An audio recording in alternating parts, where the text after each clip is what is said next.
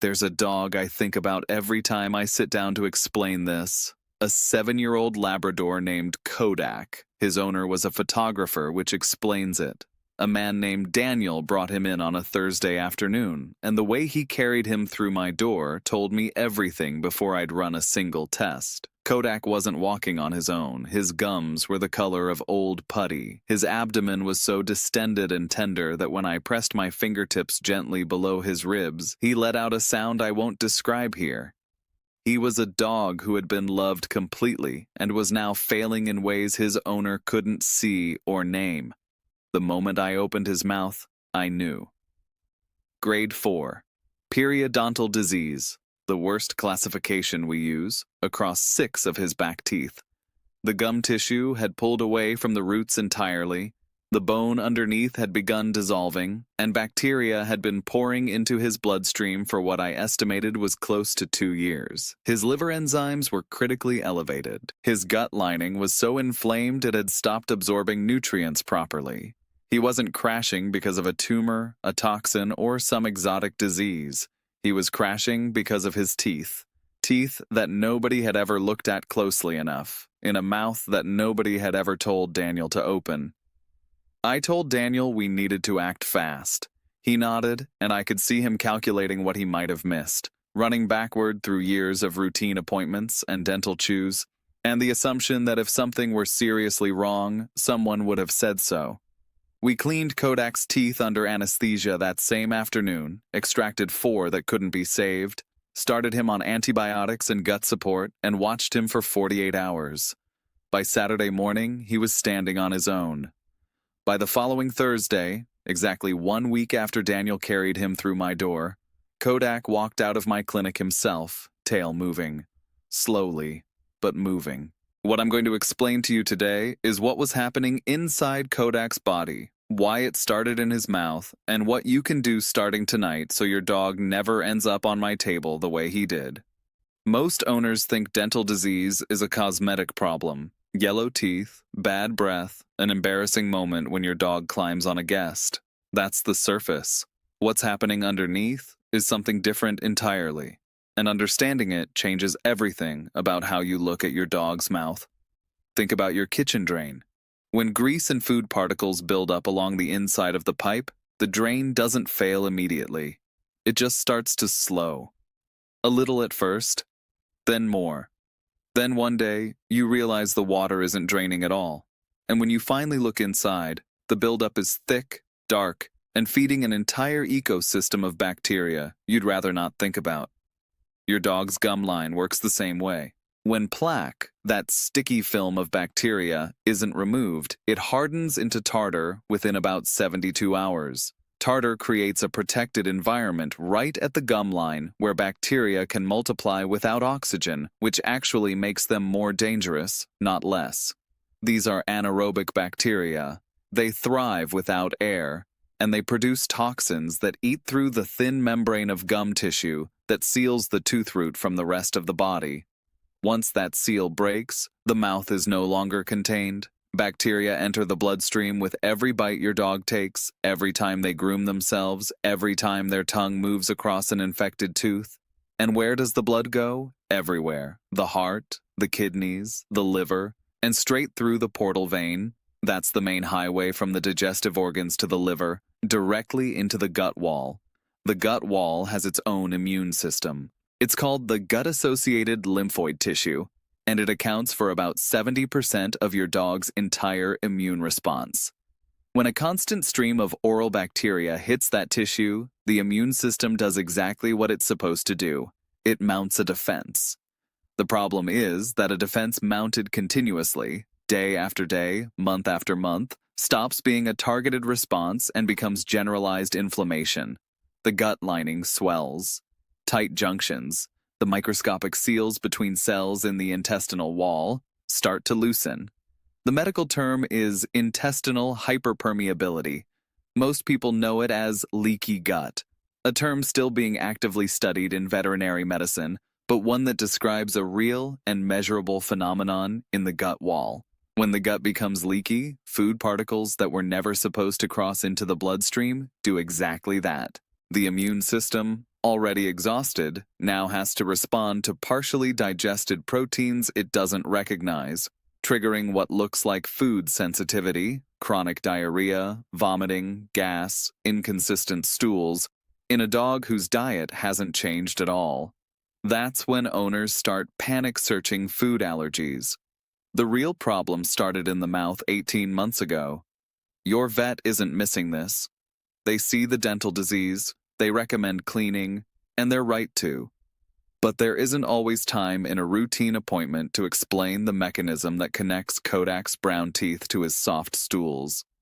That's the gap I'm trying to close right now. I've spent 22 years in veterinary internal medicine.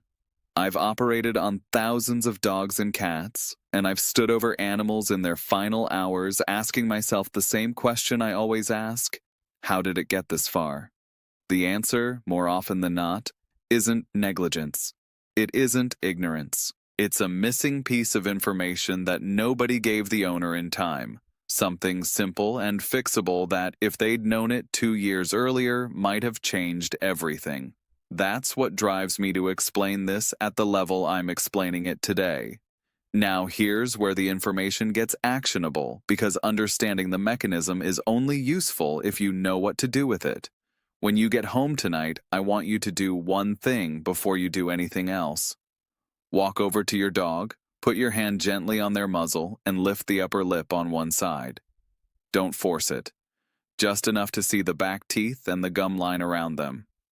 What you're looking for: pink, tight gum tissue that hugs the tooth cleanly is healthy. Red, puffy gum tissue that looks like it's pulling away from the tooth, that's early periodontal disease. Brown or yellow crust at the base of the tooth is tartar.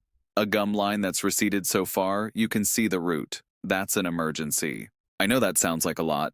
Most people have never done this before and feel strange about it, and that's fine. Do it once. Just look.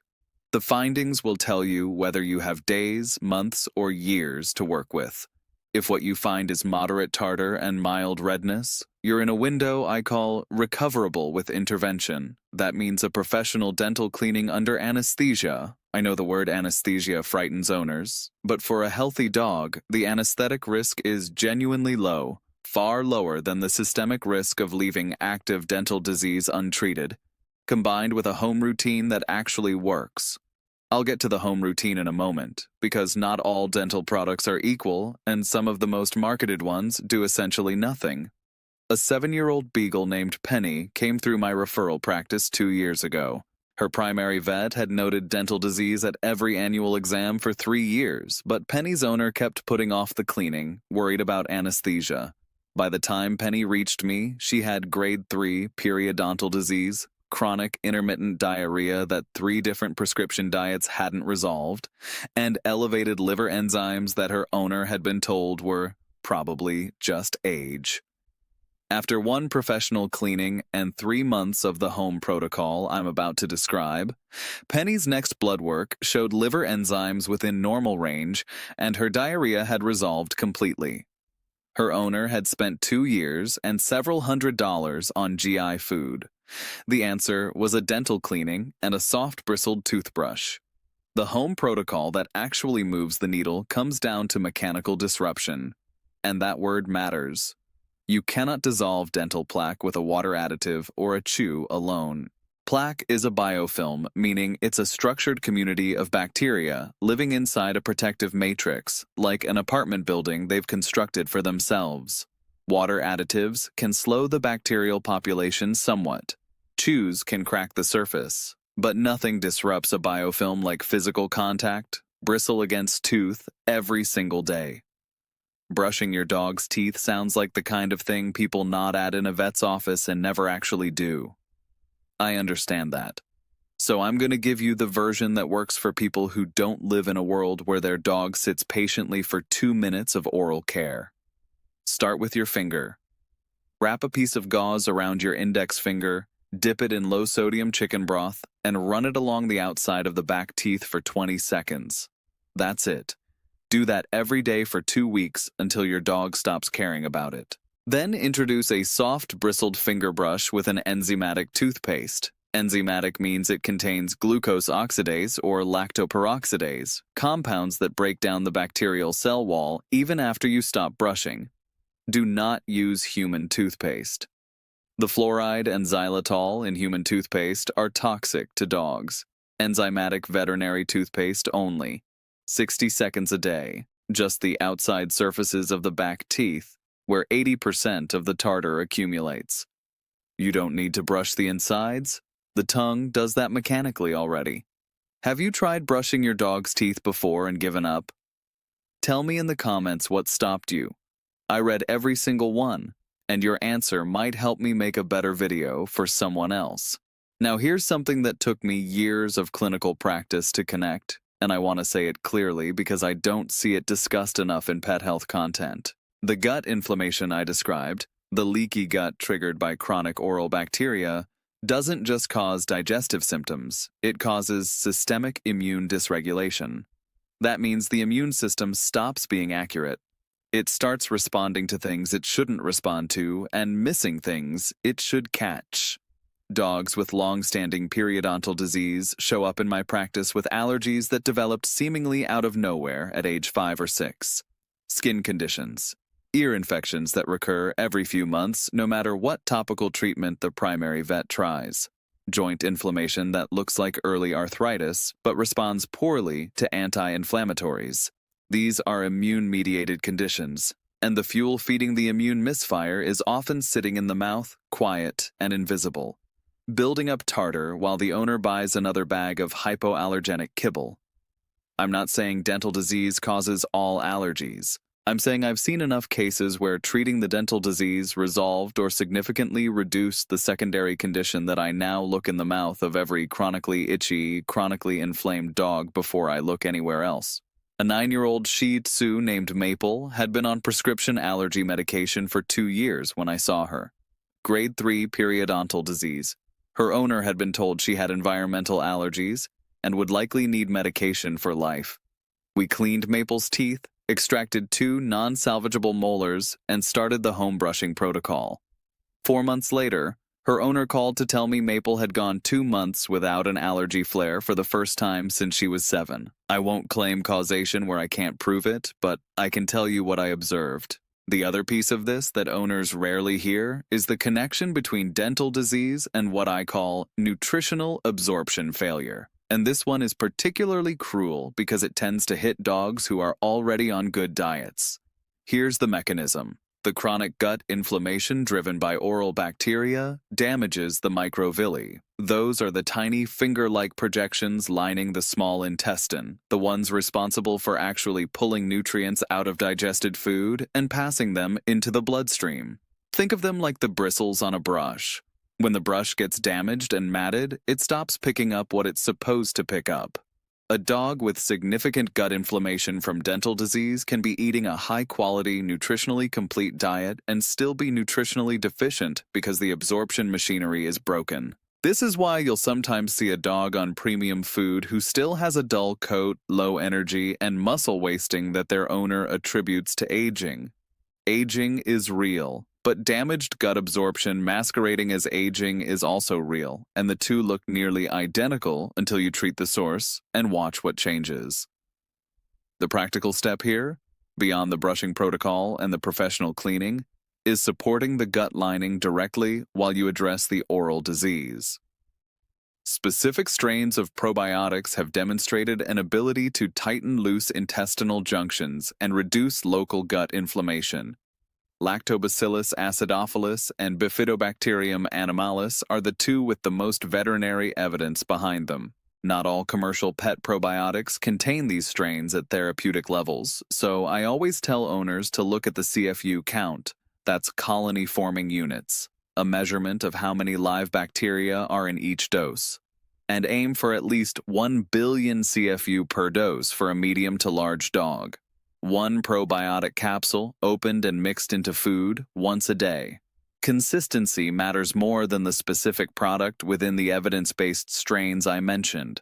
This is not a substitute for treating the dental disease. It is a way to begin repairing the downstream damage while you address the source. Think of it this way. If there's a pipe leaking in your wall, you mop the floor while you call the plumber. You don't choose one or the other. Have you ever given your dog a probiotic? Drop a comment below. I'm curious whether your vet recommended it or whether you found it on your own. That tells me something about what's being communicated in exam rooms. Everything I've shared with you connects through a single idea. The mouth is not separate from the rest of the body. It's the first room, and what happens in that first room determines the condition of every room downstream: the gut, the liver, the immune system, the joints, the coat, the energy, the years. Different symptoms, different diagnoses, different prescription bags, but often the same door. When I treat the mouth, I'm not just treating the mouth. I'm treating the gut, the immune system, and everything the immune system touches. Different interventions, all leading to the same room. Kodak, the Labrador from the beginning of this, Daniel brought him back 6 weeks after his dental procedure and the start of his probiotic protocol. He'd gained back nearly 2 pounds. He was eating on his own, finishing his bowl. His follow-up blood work showed liver enzymes dropping steadily back toward normal range. Daniel sat across from me in that same consultation room, looking like a man who'd just exhaled after holding his breath for a month, and he said something I've heard more times than I can count. Why didn't anyone tell me this sooner? That question keeps me up at night. Not because vets are failing, they're not. They're doing their best in 7-minute appointments with an animal that can't tell them where it hurts. But there's a gap between what we know and what gets communicated in the time we have. That gap is why I make these videos. Kodak needed a professional cleaning and daily brushing. He needed a probiotic to help his gut recover while his mouth healed. Daniel needed to look at those back teeth once a week and know what he was looking for. 4 things. That's the entire list for most dogs who are currently in the recoverable window. If what I've said today feels like too much to hold at once, I want you to do just one thing. Go lift your dog's upper lip tonight. Just look. If what you see is worrying, call your vet tomorrow morning and say specifically, I want to schedule a dental assessment. Not a general appointment. A dental assessment. That phrasing moves it to the front of the priority list. Your dog doesn't understand the connection between their teeth and their gut. They don't know why they feel the way they feel. They just know they trust you, completely, without condition, without an expiration date. That trust is worth 20 minutes of your attention and 1 phone call. If someone in your life has a dog and you think they need to hear this, send them this video. That's all I'm asking. Everything I've shared today is based on current veterinary research and my clinical experience over 22 years. It is general information. It is not a replacement for your individual pet's veterinary care. Please speak with your veterinarian before changing your dog's diet, starting supplements, or delaying a procedure they've recommended. Your vet knows your dog's full history. I know the mechanism. You need both.